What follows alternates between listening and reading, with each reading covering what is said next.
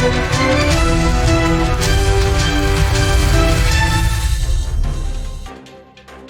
Lalgate police મથક વિસ્તારમાં ખુલ્લેઆમ ચાલતા માથાભારે મમ્મુ હાસોટીના જુગારધામ પર સ્ટેટ મોનિટરિંગ સેલની ટીમે દરોડા પાડી 39 જુગારીઓને ઝડપી પાડ્યા હતા. લાલગેટ પોલીસ મથકના વહીવટદારના ચહિતા જુગારધામ ચલાવનાર મમ્મુના જુગારધામ પર વિજિલન્સે દરોડા પાડતા હવે વહીવટદાર સામે શું પગલાં લેવાશે તે જોવું રહ્યું.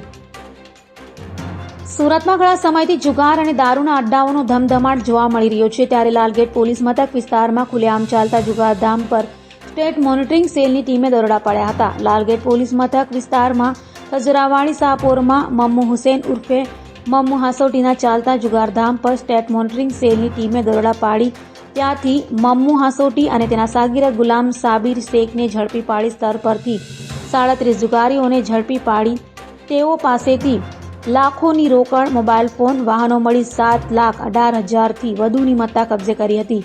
તો લાલગેટ પોલીસ મથકના વહીવટદારના આશીર્વાદથી ચાલતા મમ્મુના જુગારધામ પર સ્ટેટ મોનિટરિંગ સેલની ટીમે દરોડા પાડ્યા હોય ત્યારે હવે જોવું એ રહ્યું કે ભ્રષ્ટ વહીવટદાર સામે કોઈ પગલાં લેવાશે કે કેમ.